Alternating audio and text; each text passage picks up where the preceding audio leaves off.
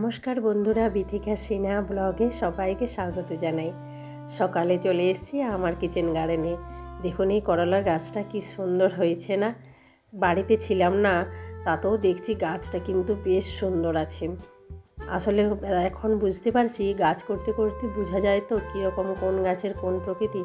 করলা গাছে কিন্তু বেশি জল লাগে না, একদম জল পাইনি আমরা, 10-12 দিন থাকিনি, তাতেও গাছটা কিন্তু সবুজ।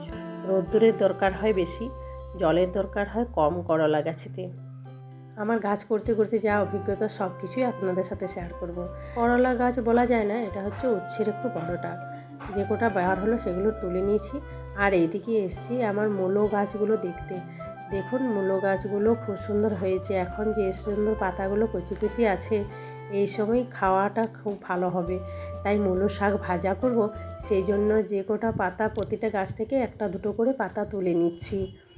এই টাইমে পাতাগুলো বেশ কচি কচি আছে, খেতে খুব ভালো লাগবে। বেশি দেরি হয়ে গেলে পাতাগুলো খারাপ হয়ে যায়, তখন আর খাওয়া যায় না। তাই আজ মূলো শাক ভাজা করব। আজ রবিবার ছুটির দিনে শাক পাত করা যায় বেশি, নাহলে স্কুলের দিনে খুব কষ্ট হয়। তোলা আমার হয়ে গেছে, চলুন এগুলো কেটে নিই। কুচি কুচি করে একদম কাটতে হবে। নিজের বাগানের একদম অর্গানিক সবজি, না কোনো ইউরিয়া দিয়েছি না কিছু বিষ দিয়েছি, দারুণ সুন্দরভাবে হয়েছে। জানি না লোকে কেন বলে ইউরিয়া না দিলে হবে না কোনো সবজি, কিন্তু আজ আমি 4-5 বছর হতে যাচ্ছে আমার এই জায়গাতে আমি সবজি চাষ করছি, এখনও একটা দানাও আমি ইউরিয়া দিইনি। আর গোবর সার বাড়ি থেকে নিয়ে আসি, খুব অল্প পরিমাণে একটু একটু করে দিই, বেশি কোথায় পাবো। এদিকে আমার আলু কাটা হয়ে গেছে, করলা কাটা হয়ে গেছে, একটা মিক্সড ভেজ কেটেছি, আর শাকের জন্য রসুন ছাড়ানোও হয়ে গেছে। দেখলেন রসুনগুলো এবারে ভাজবো, তারপরে শাকটা দিয়ে দেবো ধুয়ে পরে।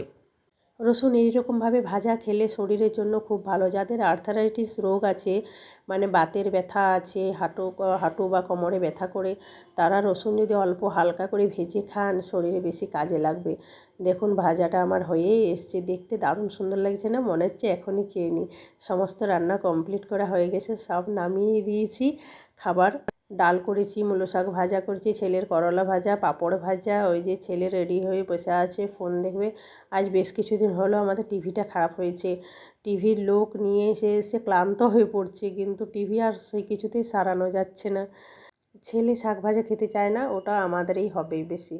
ওর জন্য পাঁপড় ভাজা, করলা ভাজা এইসবই করেছি। আজকে নিরামিষই আছে খাবারটা।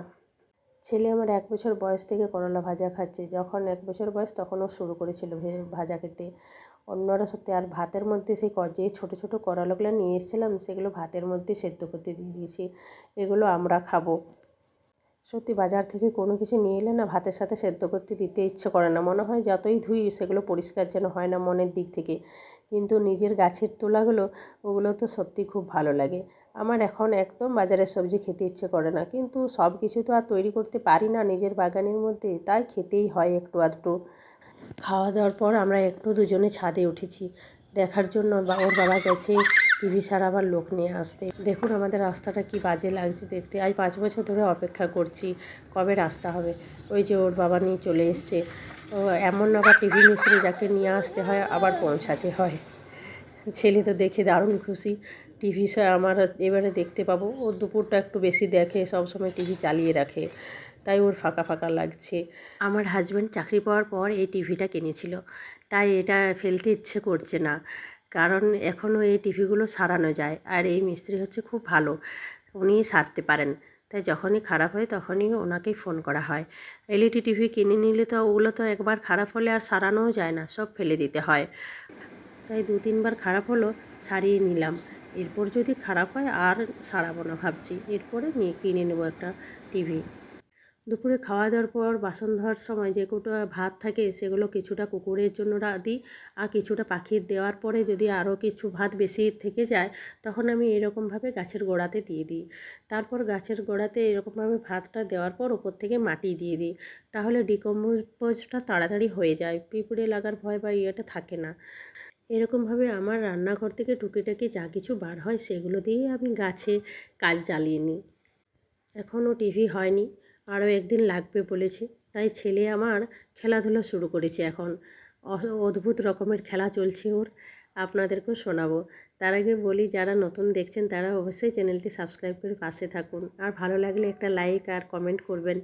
এটা হয়েছে ওর সাইকেল, আর ও গুড় বিক্রি করছে এই দুটো টিনে করে। ওইদিকে